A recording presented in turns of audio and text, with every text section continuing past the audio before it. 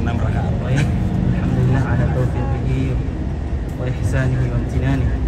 Asyhadu an la ilaha illallah ilahal awwalin wal akhirin wa asyhadu anna Muhammadan abduhu wa rasuluh khatamin nabiyyin qudwatuna wa uswatuna fil a'malis salihah. Sallallahu alaihi wa ala alihi wa sahabatihi wa ala man sara ala nahjihi ila yaumi liqa'illahi ta'ala. Jamaah hadirin wa hadirat rahimani wa rahimakumullah. Ya, sudah selesai mengunjungi Masjid Quba, masjid yang pertama kali dibangun oleh Nabi Shallallahu Alaihi Wasallam, yang kemudian Allah juga menyebutnya ussisa ala taqwa, dibangun fondasinya di atas ketakwaan kepada Allah Subhanahu wa Ta'ala. Jadi masjid yang dijamin orang-orang yang membangunnya itu adalah orang-orang yang ikhlas lillahi subhanahu wa ta'ala, sehingga masjid tersebut menjadi masjid, salah satu masjid terbaik yang ada di muka bumi. Ya, tentunya setelah Masjidil Haram Makkah, Masjid Nabawi di Madinah, dan ada Masjidil Aqsa yang ada di Palestina. Dan yang keempat tentunya adalah Masjid Quba, empat masjid terbaik yang dimiliki oleh umat Islam dari sisi kemuliaan dan jumlah pahalanya. Baik Bapak Ibu semua, Al-Madinah, ya, kota Madinah ini adalah kota yang tadinya bernama Yathrib. Ya, setelah Nabi Shallallahu Alaihi Wasallam datang ke Madinah, Nabi bersabda, Innallaha sammaha Taubah. Dalam riwayat lain, Innallaha sammaha Taibah. Kota Yathrib ini dinamakan Taibah. Taibah itu artinya baik, karena Yathrib itu secara bahasa artinya buruk, jelek, sesuatu yang tidak elok, tidak indah. Ya, sedangkan Yathrib sendiri itu berasal dari nama orang. Karena memang Bapak Ibu semua, orang Arab dulu tuh kadang-kadang memang namanya kurang bagus, ya, jelek namanya. Ya. Contoh ya, kakek Nabi yang ketujuh ada namanya Kilab. Kilab itu secara bahasa artinya adalah anjing. Ya, itu penamaan yang kurang bagus sebenarnya, tapi memang terlanjur terkenal seperti itu, maka itu yang disebutkan. Ya. Atau seperti misalnya nama Abdul Muthalib, kakek Nabi, itu sebenarnya nama yang tidak bagus, ya, hambanya Muthalib, ya. Sedangkan penghambaan itu hanya boleh kepada Allah Subhanahu wa Ta'ala saja, tidak boleh penghambaan terhadap manusia. Tapi karena sudah terlanjur begitu, akhirnya tetap disebutkan sebagai Abdul Muthalib. Jadi orang Arab dulu gitu, kadang memberikan nama itu yang kurang baik. Ya, mungkin mirip dengan sebagian orang Indonesia ya, yang memberikan julukan-julukan yang jelek, yang kemudian akhirnya julukan tersebut menjadi julukan yang diingat di kemudian hari. Akhirnya Nabi memberikan nama untuk Madinah sebagai kota Thayyibah, ya, atas dasar Allah yang memerintahkannya. Artinya itu syariat untuk mengganti nama yang buruk menjadi nama yang baik. Akan tetapi di kemudian hari, ya, Madinah lebih dikenal sebagai kota Al-Madinah. Bahkan Al-Quran pun sampai menyebutkan, ya, di dalam surat Al-Munafikun disebutkan kota Al-Madinah. Ya, jadi akhirnya kota ini sampai hari ini lebih dikenal sebagai kota Al-Madinah. Madinah sendiri itu artinya kota, Madinah sendiri artinya kota, makanya ditambahkan alif lam untuk membedakan dengan kota yang lain.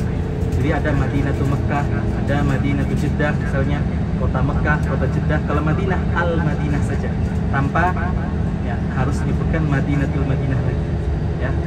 Jadi kurang lebih seperti itu. Nah, Madinah ini Bapak Ibu semua terkenal dengan negeri yang banyak gunung berapi aktif tadinya. Makanya dia disebut sebagai negeri tanah hitam, ya, karena, atau batu hitam, ya, batu hitam, karena banyaknya terjadi aktivitas vulkanis di masa lalu. Bahkan di zaman Nabi pun pernah terjadi, ya, di zaman para salaf juga terjadi, ya, letusan gunung berapi di sekitar Madinah, ya, yang kemudian membuat banyak batu berwarna hitam. Nah, kemudian akhirnya Madinah ini menjadi tanah yang lumayan subur dibandingkan daerah pesisir Arab yang lainnya. Ya, kalau di Mekah itu lumayan tidak subur di Mekah.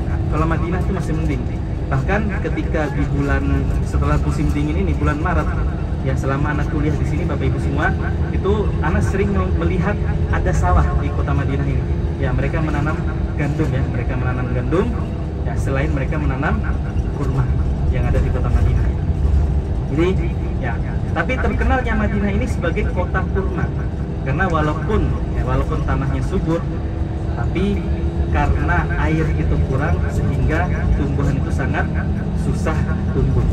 Makanya ketika Ana mengkonfirmasi dengan sebagian teman di Indonesia yang paham masalah tumbuhan ya, mereka mengatakan gandum itu memang bisa tumbuh dengan air yang sedikit ya, gandum. Nah, kurma lebih lagi. Maka sekarang tujuan kita selanjutnya adalah menuju ke kebun kurma ya.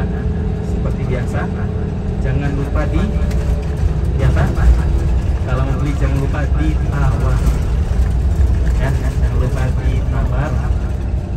Dan biasanya di kebun kurma ini halal, artinya boleh nyicip ya, apalagi kalau ada ajwah ya, karena kata Nabi SAW, barang siapa menyantap ajwah 7 butir di pagi hari, maka dia akan ya dihindarkan dari racun dan juga sihir ya. Artinya secara tidak langsung dia mengandung semacam antitoksin ya, anti racun yang ada di dalam kurma ajwa tersebut.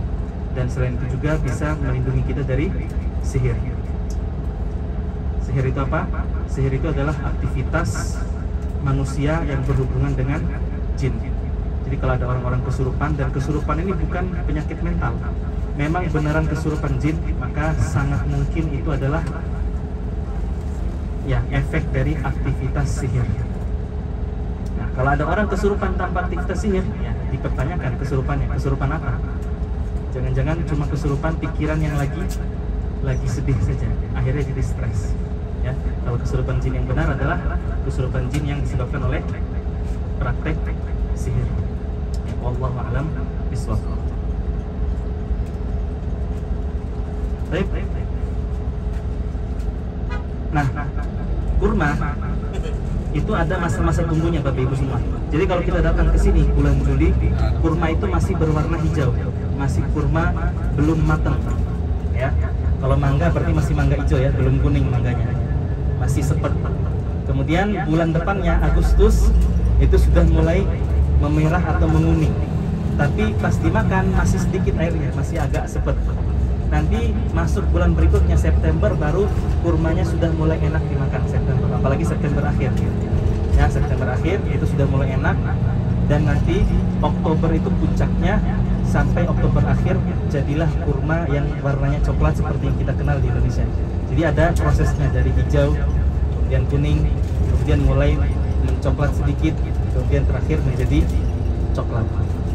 Jadi kurma itu dipanennya sekali dalam setahun ya, tergantung bulan apa.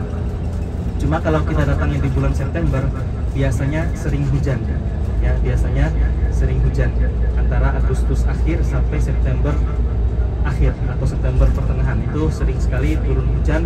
Jadi kadang-kadang kita bisa saja sakit karena perubahan cuaca yang tiba-tiba, yang tadinya panas 40 derajat atau 37 begitu, tiba-tiba dingin jadi 25 derajat setelah hujan.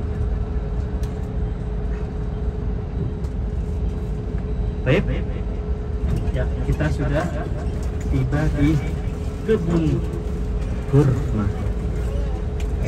Yes. Turun. Nah. Kebun kurma ya, bukan kebun karma. Mama mau turun? Enggak, lihat di mobil aja lah. Iya. Supaya lagi naik. Iya, Mak. Gimana? Satu nenek. Iya. Mama saya nggak turun.